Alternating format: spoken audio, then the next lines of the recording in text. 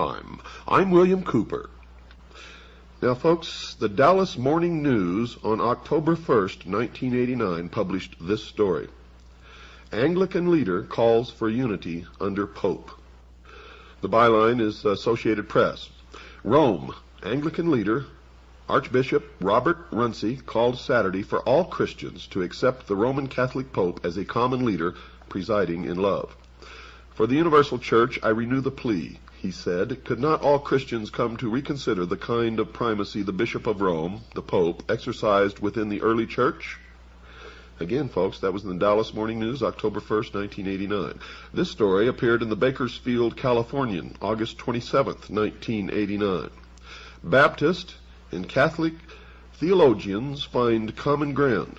Associated Press, New York. Southern Baptists and Roman Catholics, the nation's two largest denominations, generally have been regarded as doctrinally far apart, but their scholars find they basically agree.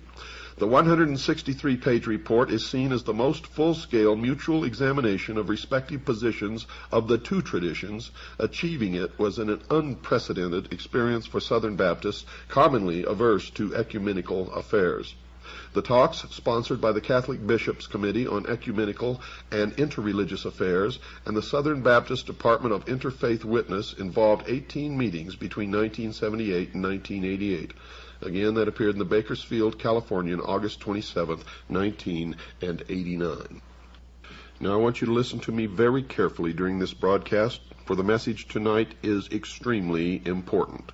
And understand that I am not attacking Catholics or anyone else. I am merely giving you the results of our research, and sometimes the results of this research is disturbing. It shows how we've been misled and deceived over hundreds and sometimes thousands of years. You see, folks, more wars have been fought and more blood has been shed in the name of religion than any other cause, perhaps all other causes. Countless millions have been slaughtered in the name of God, Allah, Buddha, Muhammad, Christ for thousands of years. Christian killing Jew, Jew hating Muslim, the Muslim against the Hindu, Christian fighting Christian, Shiite versus Sunni, Sikh against Hindu. Endless rivers of blood supposedly shed to rid the world of evil men and make way for peace. And of course, it never happens. And that's what they say about this new world order, that it's going to rid the world of evil men and make way for 1,000 years of peace. Well, is it possible for people of varied faiths and cultures to live at peace in this world? When one considers the fragmentation and division even among Christians, or the never-ending conflict between Palestinian and Jew, prospects for peace seem very, very dim. Some, aware of the dark record of history, would abolish all religion. Some would combine all religion, as is the intent in the New World Order, and anyone who refused will simply be exterminated. Today, something unmatched in history is taking place. Leading statesmen and religious leaders are proposing a new world order, a plan that many sincerely believe can bring peace on earth. A unity is envisioned that will transcend instinctive barriers that have long separated cultures and religions. Significant progress toward a new world order is seen in the spirit of ecumenism, or togetherness, now being urged by prominent religious leaders and being brought to reality, to fruition, by the World Council of Churches. In the ecumenical plan, basic theological or ideological differences are set aside, while emphasis is instead placed upon those elements common to most religions.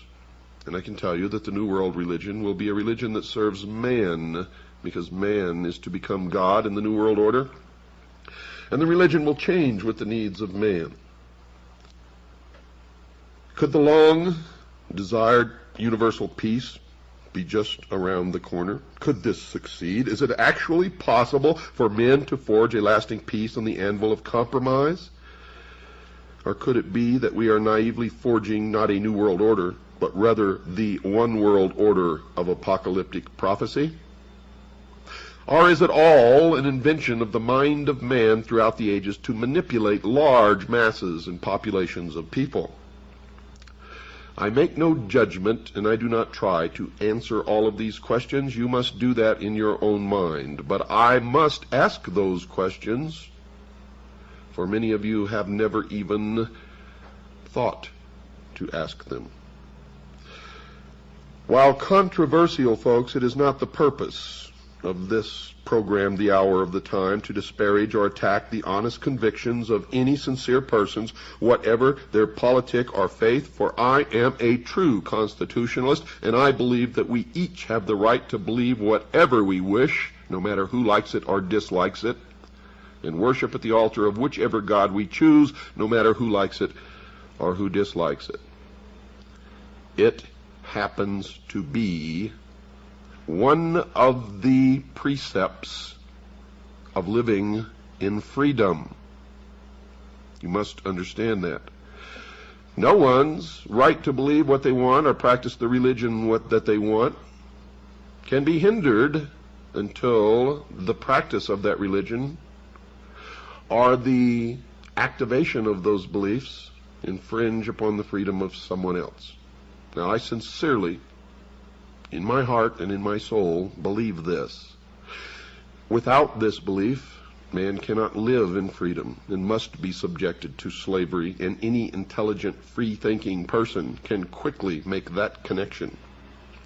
That is why, even if you do not like the ravings of the Nazi speaker standing on the street corner, he must be allowed to stand and rave. And if you wish to listen, that is your business.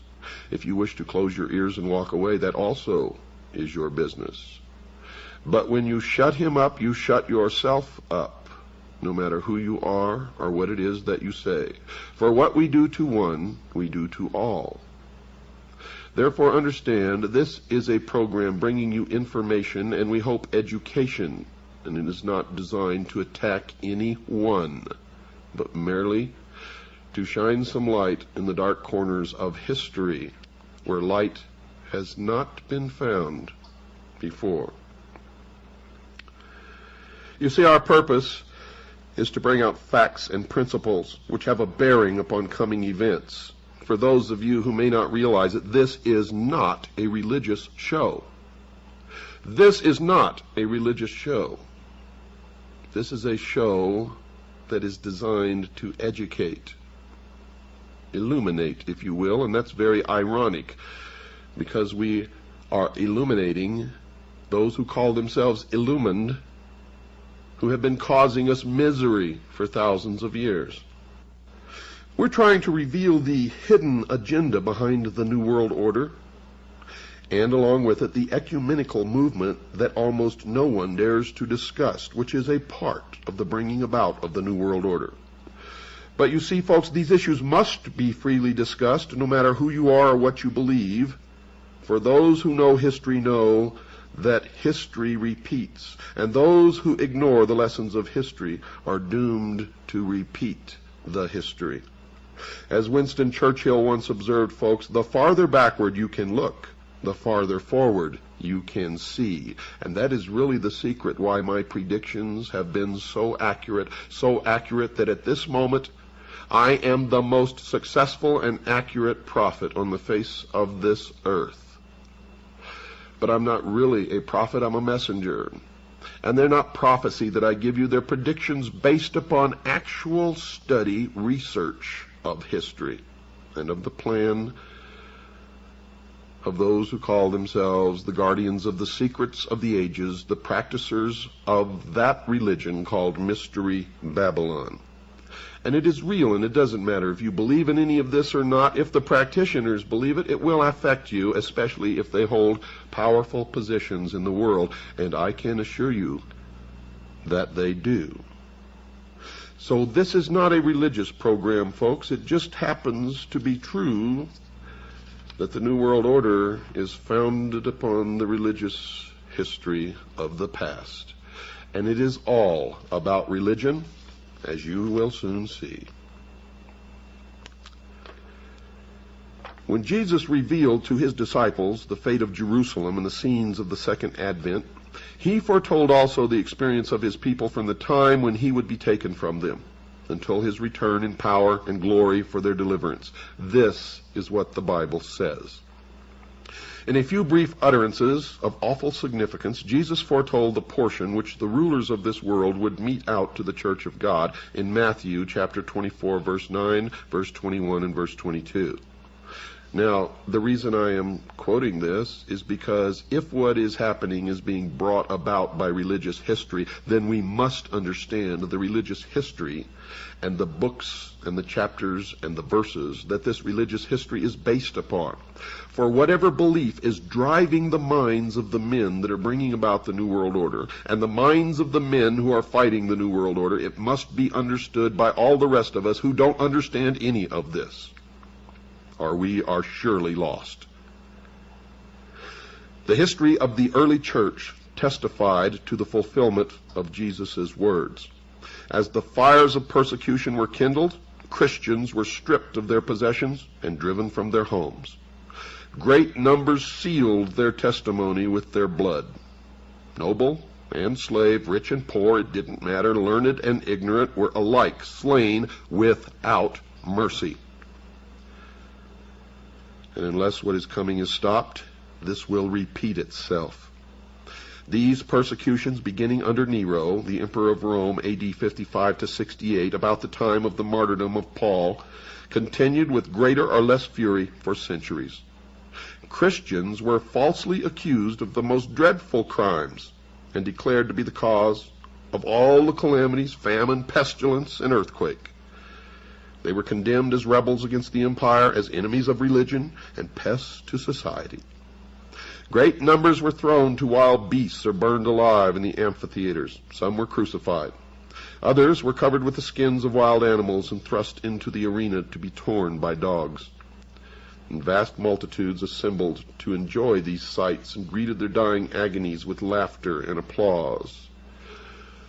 For in that day it was known as the great Roman circus, the football, the Super Bowl of that era. Because they were hunted like beasts of prey, early Christians were forced to seek concealment in desolate and solitary places. Beneath the hills outside the city of Rome, long galleries were tunneled through earth and rock. A dark and intricate network of passages extended for miles beyond the city walls. In these underground retreats, the followers of Christ buried their dead. When the life-giver shall return to awaken those who fought the good fight, many a martyr for Christ's sake will come forth from those gloomy catacombs. In vain were Satan's or Lucifer's efforts to destroy the Church of Christ by violence. You see, God's workmen were slain, but his work went steadily forward. Said a Christian, quote, "You may torment, afflict, and vex us. The more we are mowed down, the more we spring up again. The blood of Christians is seed," unquote. Tertullian, in his Apology, paragraph 50, thousands were imprisoned and slain, but others sprang up to fill their place. Now the great adversary,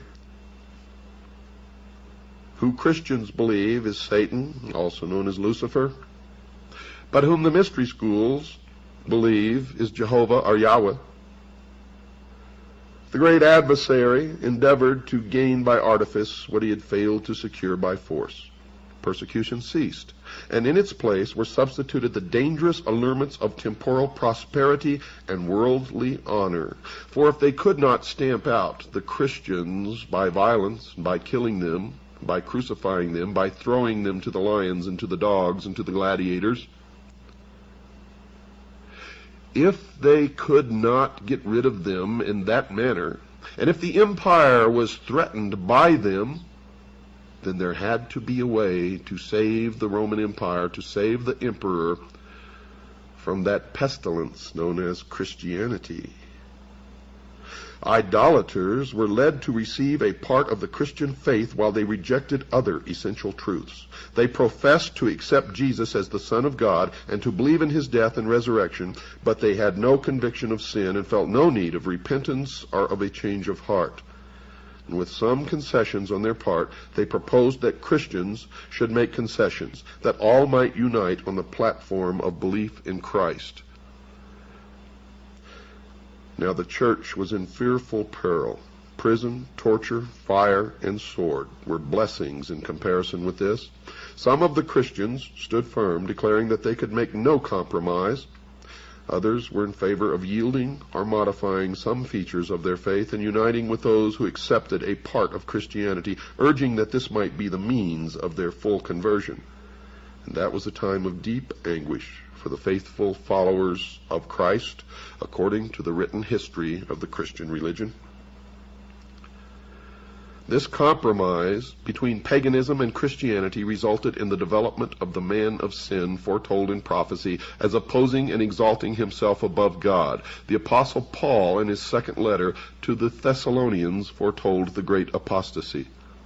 Quote, "That day shall not come, except there come a falling away first, and that man of sin be revealed, the son of perdition, who opposeth and exalteth himself above all that is called God, or that is worshipped, so that he, as God, sitteth in the temple of God, showing himself that he is God." Unquote.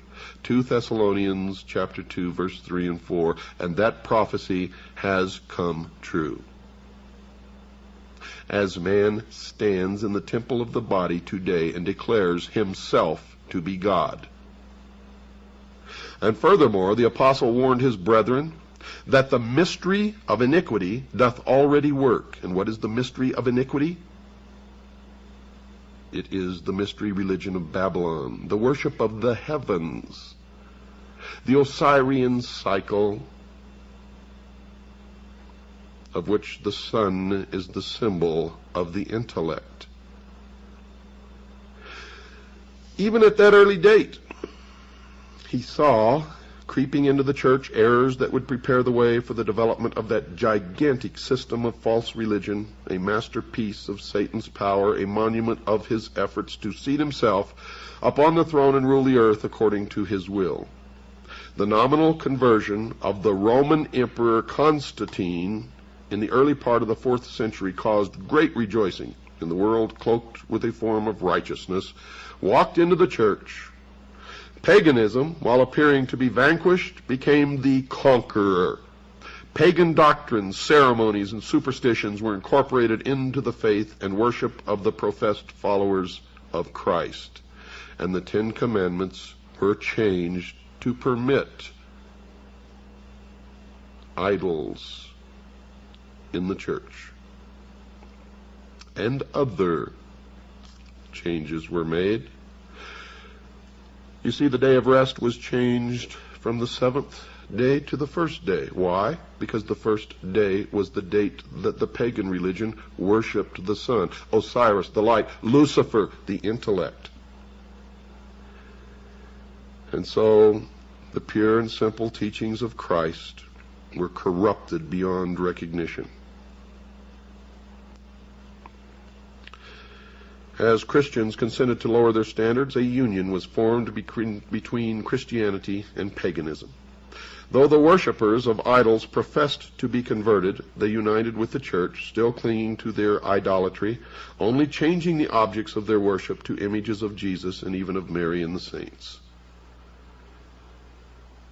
But they still worshipped the same gods, and they always have.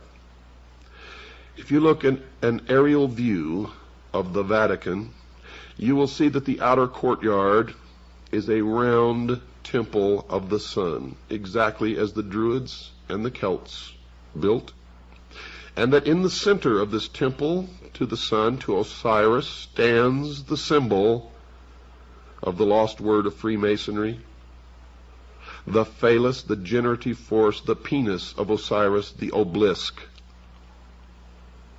You see, folks, the Roman Empire never fell. It just became the Catholic Church. And the Roman Emperor merely changed his name from Emperor to Pope. Now, for those of you who may think that I'm crazy and that I've lost my mind, I'm going to read you verbatim from a book entitled Dungeon fire, and sword. It is the complete history of the Knights Templar in the Crusades, written by John J. Robinson, author of Born in Blood. And I'm going to start at the third paragraph on page 414 in the chapter entitled Jesus Wept, 1292 to 1305. That's a date. Those are dates, folks. In London, Edward sent for the master of the Knights Templar in England, Brian de Jay. He told the master of his plans to chastise the upstart William Wallace in Scotland and ask that the Templar Knights go with him to fight for England. The Templar master saw no barrier to committing his knights to a totally secular war that had nothing to do with religion or the true cross. It had been years since the fighting men of the Temple had had anyone to fight. The calls for men and money no longer came from the headquarters in the East. They had no need for them. No monarch they knew in Europe was going to go on a crusade, if even the Pope should call it, which he wouldn't, because the Pope had something much more important on his mind. Boniface VIII had come up with a way to increase the papal treasury, a way that could come only once in 100 years. The following year of 1299 marked the turn of a century, and Boniface would turn the usual secular celebration into a jubilee of joy for all Christians. Now there would be new pathways to the total remission of sins, much easier than going off on crusade. Full absolution was offered to any pilgrim who would come to Rome for 15 days with his offering for the church, and thus he could fill his coffers. Even at his most optimistic, the Pope had not foreseen the flood of pilgrims that would bring new prosperity to Rome. The local merchants and innkeepers were delighted with the business generated by almost 2 million pilgrims. 2 priests stood all day and night behind the altar at the Church of St. Paul, using rakes to drag away the steady stream of gold and silver offerings placed there by pilgrims who pushed their way through the mob to leave their gifts. Boniface VIII was ecstatic. He remembered the words said to him as the papal crown had been placed on his head. Quote, "Take the tiara and know that thou art the father of princes and kings, the ruler of the world, the vicar on earth of our Savior Jesus Christ." Unquote. Now he indeed felt like the ruler of the world as he staged a regal pageant. He put on the dress and the insignia of the ancient Roman emperors and went out into the streets with 2 swords held high in front of him, indicating his supreme authority over both the secular and the spiritual worlds, with heralds crying out, quote, "Behold, I am Caesar," unquote. And this is just one example, because all through history the popes have, on occasion, made public admittance of the fact that Rome just became the church. Displayed on the walls of the Vatican is the double-headed eagle, the insignia of only one man who has ever lived, the Emperor of Rome. Now, so that I may not be accused of invention, folks, everything that I'm giving you in this broadcast is coming right out of the writings of the historians of the Catholic Church, of the Protestant Church, of the Roman Empire, of the Knights Templar, and many others. You see, I'm not inventing any of this. It happens to be historical fact. And if you have eyes and can see, the emperor, now the pope, to gain converts from heathenism, unsound doctrines, superstitious rites, and the adoration of images and relics were gradually introduced into Christian worship. The decree of a general council, the Second Council of Nice, AD 787, finally established this system of Christian idolatry. To complete the sacrilegious work, Rome presumed to erase the second commandment, forbidding image worship, from the law of God, and to divide the 10th commandment to preserve the number. According to Christian historians in the Protestant Church, Satan tampered with the 4th commandment also, and purposed to set aside the ancient Sabbath, the day which God had blessed and sanctified, in Genesis chapter 2, verse 2 and 3. And in its stead to exalt the festival observed by the heathen as the venerable day of the sun. This change was not at first attempted openly. In the first centuries, the true Sabbath had been kept by all Christians. They were jealous for the honor of God, and they zealously guarded the sacredness of its precepts. But with great subtlety, Satan worked through his agents to bring about his object. Now don't go away, folks. We've got to take a short break. We'll be right back after this short pause. Early in the 4th century, the Emperor Constantine issued a decree making Sunday a public festival throughout the Roman Empire. The day of the sun was reverenced by his pagan subjects and was honored by Christians. It was the emperor's policy to unite the conflicting interests of heathenism and Christianity to save the Roman Empire. He was urged to do this by the bishops of the church, who perceived that if the same day was observed by both Christians and the heathen, it would promote the nominal acceptance of Christianity by pagans and thus advance the power and glory of the church. But while most Christians were gradually led to regard Sunday as possessing a degree of sacredness, some still held the true Sabbath holy, and they continued to observe it in obedience to the 4th commandment.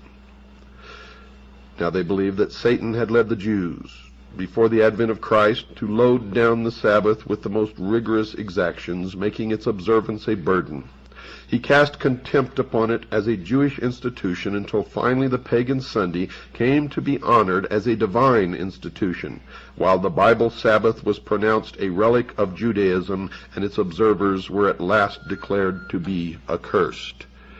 And the outcome of this is that the Jews have been persecuted throughout history. They have become the scapegoat that you learned about in an earlier broadcast. The spirit of concession to paganism opened the way for a still further disregard of heaven's authority. The visible head of the church, the Pope, came to be almost universally acknowledged as the vice-regent of God on earth, and he was endowed with authority over church and state. More than this, the Pope appropriated the very titles of deity. He styled himself, quote, Lord God the Pope, unquote, assumed infallibility, and demanded that all men pay him homage. Faith was transferred from Christ, the true foundation of the Christian church, to the Pope of Rome. Instead of trusting in Christ for forgiveness of sins and for eternal salvation, people looked to the Pope and to the priests and prelates to whom he delegated authority. They were taught that the Pope was their earthly mediator, and that none could approach God except through him, and further, that he stood in the place of God to them, and was therefore to be implicitly obeyed. A deviation from his requirements was cause for the severest punishment to be visited upon the bodies and souls of the offenders. Through this error the people were turned from God to fallible, erring men.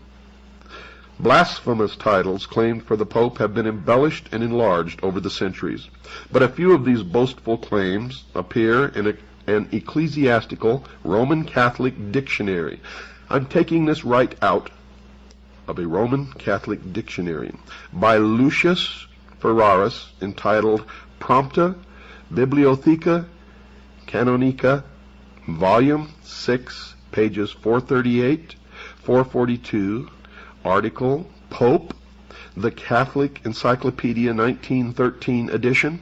Volume 6, page 48, speaks of this book as a veritable encyclopedia of religious knowledge and a precious mine of information.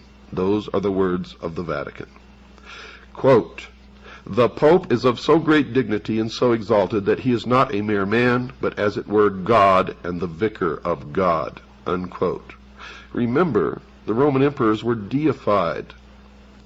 Quote, hence the Pope is crowned with a triple crown as king of heaven and of earth and of the lower regions. Unquote. That is an exact word-for-word description of Osiris.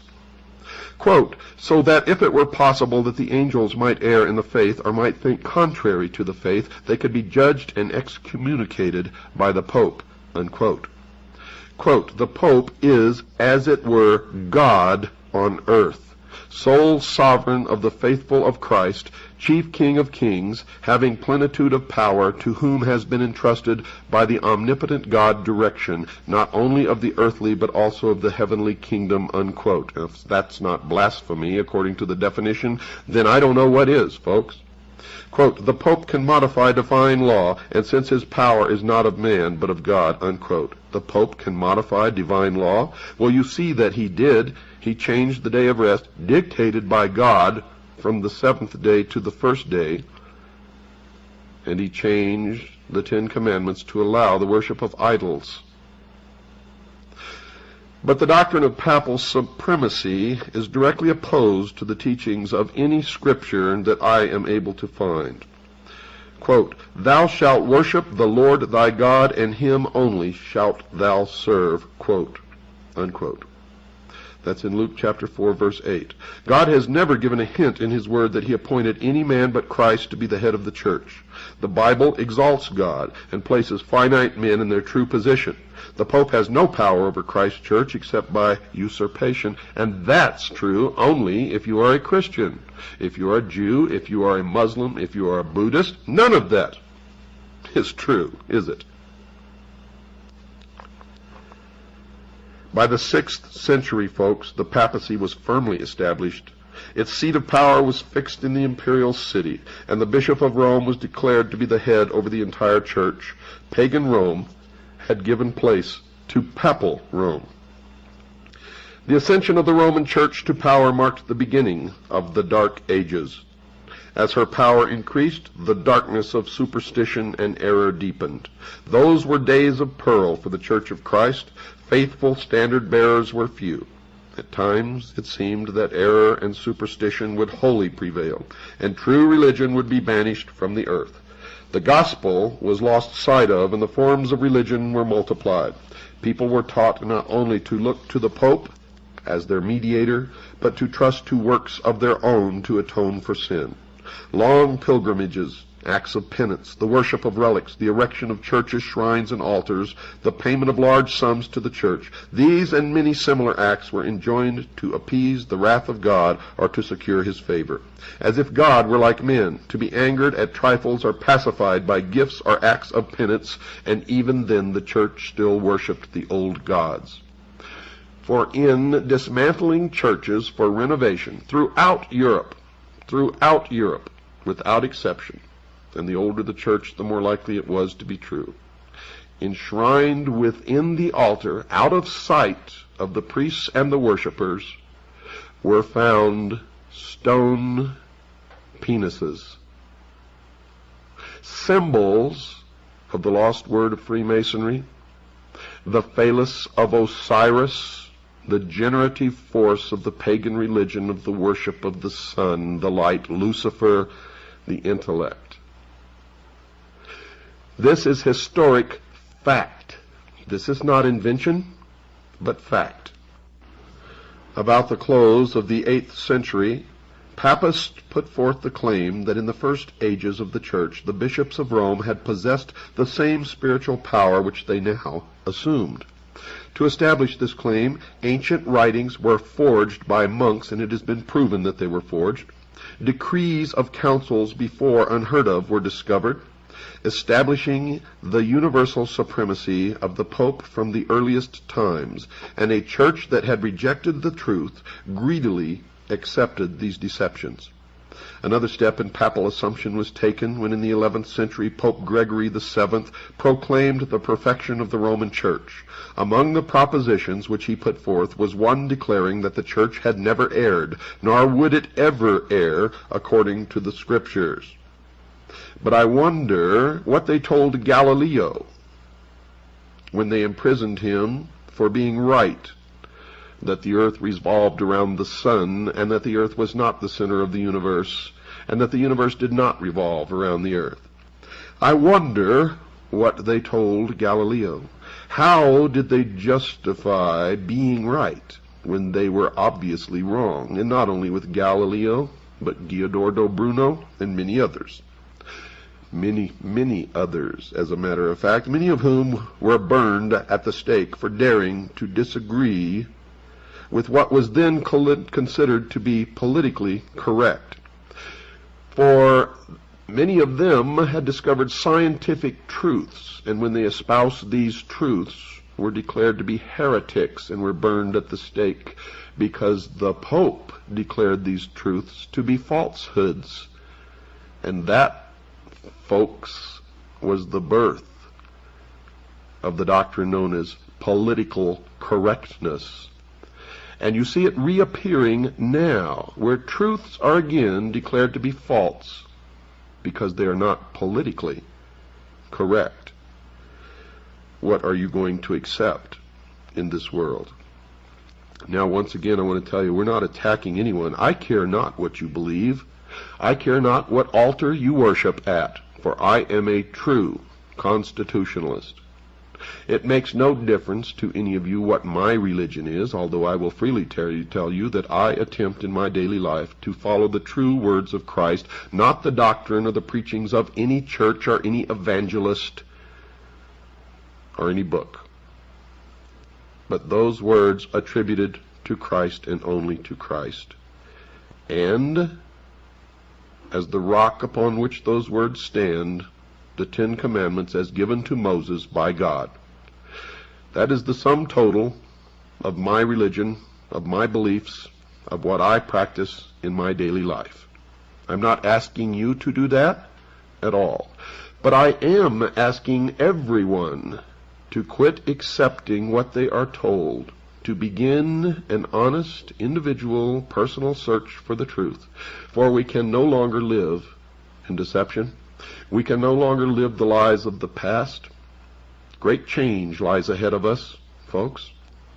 Change will come whether we want it or not, for that is the way of the world and the way of the universe.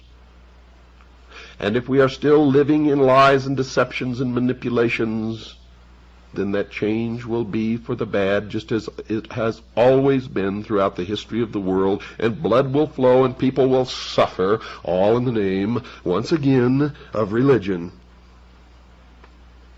And I, for one, am sick of it. Sick of it. We must discover the truth, and we must lead our lives by the truth, and we must take the truth into the future, and we must determine the future from the truth, and nothing else. Nothing else.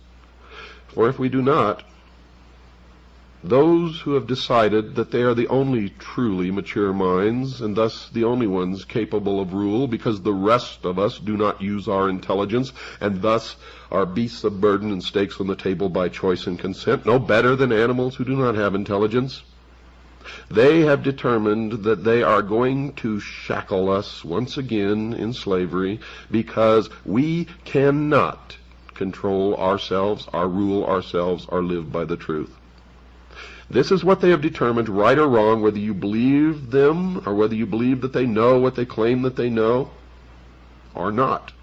It is what they have determined, and I assure you they are in control right now. Right now. Right this moment, and in this country, their headquarters is in the temple without windows, exactly 13 blocks from the White House, the headquarters of the Scottish Rite of Freemasonry.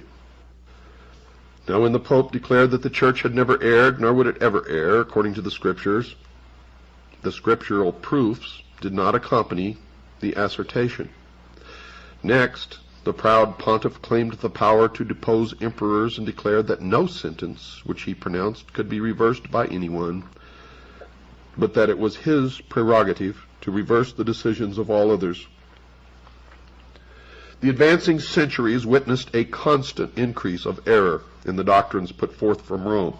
Even before the establishment of the papacy, the teachings of heathen philosophers had received attention and exerted an influence in the Church. Prominent among these was the belief in man's natural immortality and his consciousness in death. This doctrine laid the foundation upon which Rome established the invocation of saints and the adoration of the Virgin Mary. From this sprang also the heresy of eternal torment for the finally impenitent, which was early incorporated into the papal faith. And thus, once again, the worship of Osiris and Mary and the child Horus, disguised under different names, emerged as a religion from the veil out into the open. The only thing that has changed is the names. Then the way was prepared for the introduction of still another invention of paganism, which Rome named purgatory and employed to terrify the superstitious multitudes. By this heresy is affirmed the existence of a place of torment, in which the souls of such as have not merited eternal damnation are to suffer punishment for their sins, and from which, when freed from impurity, they are admitted to heaven. The scriptural ordinance of the Lord's Supper was supplanted by the idolatrous sacrifice of the Mass. Papist priests pretended by their senseless mummery to convert the simple bread and wine into the actual body and blood of Christ. And those are the exact words, body and blood of Christ, written by Cardinal Wiseman. The real presence of the body and blood of our Lord Jesus Christ in the Blessed Eucharist, proved from Scripture, Lecture 8, Section 3, Paragraph 26. But no Scripture is quoted. With blasphemous presumption, they openly claimed the power of creating God, the creator of all things. All Christians were required on pain of death to avow their faith in this horrible, heaven-insulting heresy, and multitudes who refused were given to the flames, were burned at the stake. Is it any wonder that the invisible college, the worshippers of Mystery Babylon, those who call themselves the guardians of the secrets of the ages, hate Christianity? Still another fabrication was needed to enable Rome to profit by the fears and vices of her adherents, and this was supplied by the doctrine of indulgences. Full remission of sins, past, present, and future, and release from all the pains and penalties incurred, were promised to those who would enlist in the pontiff's wars to extend his temporal dominion, to punish his enemies, or to exterminate those who dared deny his spiritual supremacy. The people were taught that by the payment of money to the church they might free themselves from sin and release the souls of their deceased friends who were confined in the tormenting flames. By such means Rome filled her coffers and sustained the magnificence, luxury, and vice of the pretended representatives of him who had not where to lay his head. And the old Roman Empire flourished under the guise of the Vatican, the papacy, the Catholic Church. In the 13th century was established that most terrible of all the engines of the papacy, the Inquisition. The Prince of Darkness worked through the leaders of the papal hierarchy. In their secret councils, Satan and his angels controlled the minds of evil men who invented tortures too horrible to appear to human eyes. Babylon the Great was drunken with the blood of the saints. The mangled forms of millions of martyrs cried to God for vengeance upon that apostate power. This is word to word from history, folks. Popery became the world's despot. Kings and emperors bowed to the decrees of the Roman pontiff. The destinies of men, both for time and for eternity, seemed under his control. For hundreds of years, the doctrines of Rome had been extensively and implicitly received, its rites reverently performed, and its festivals observed. Its clergy were honored and liberally sustained, but the noon of the papacy was the midnight of the world. That was written by J.A. Wiley in the History of Protestantism. Now, Protestantism is not lily-white either. I use that term lily-white because throughout history it's been used to describe good, when in fact, in many instances, there's nothing good about it whatsoever. Protestantism, folks, began in the Reformation. When Martin Luther rebelled against the Pope. But did you know that Martin Luther used as his personal seal the rose and the cross, revealing that he himself was an initiate of the mystery school, the ancient religion of Babylon. You see, I'm not attacking anyone, and I'm not putting anyone on a pedestal. I am not tearing down the Vatican in order to build up the Protestant Church, for they are equally guilty. Protestantism has fractured the teachings of Christ into thousands of sects and cults and little groups, all of them professing to know the truth. None of them really do. The Holy Scriptures were almost unknown, not only to the people but to the priests. God's law, the standard of righteousness in those days, having been removed, Papist leaders exercised power without limit and practiced vice without restraint. Fraud, avarice, and profligacy prevailed. Men shrank from no crime by which they could gain wealth or position. The palaces of popes and prelates were scenes of the vilest debauchery. Some of the reigning pontiffs were guilty of crimes so revolting that secular rulers endeavored to depose these dignitaries of the church as monsters too vile to be tolerated. For centuries, Europe made no progress in learning, arts, or civilization. A moral and intellectual paralysis had fallen upon the world. The noon of the papacy, according to history, was the midnight of the world. Foremost among those who were called to lead the church from the darkness of popery into the light of a purer faith stood Martin Luther. And this is what people believe, but Martin Luther himself was an initiate of the mystery schools, a follower of the faith of Mystery Babylon, as was the Pope and the hierarchy of the Catholic Church. You see, but they were vying for rulership of the world, and up until not too long ago, have always been throughout history. For the Vatican practices the corrupted worship of Mystery Babylon, the combination of Christianity and the worship of Mystery Babylon, whereas the mystery schools retained the pure form of Mystery Babylon.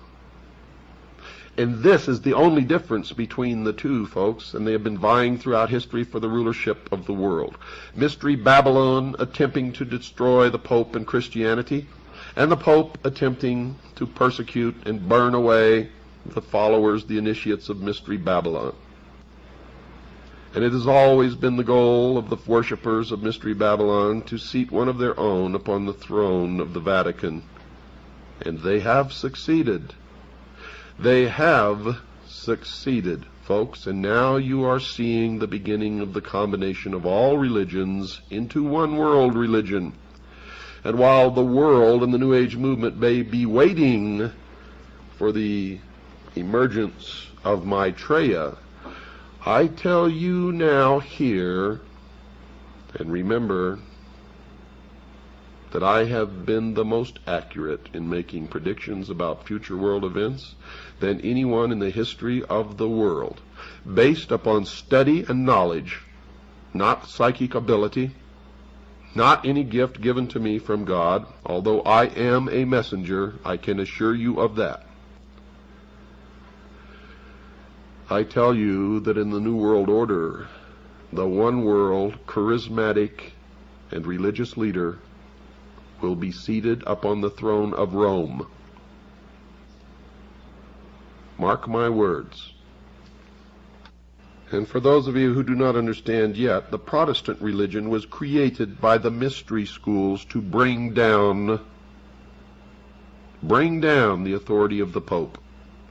Just as this nation, the United States of America, was created by the mystery schools to topple the monarchs, the kings and queens, from their thrones. You see, whatever you want to believe in, folks, is okay with me. Let's just believe from a position of knowing the truth. Good night, and God bless each and every one of you.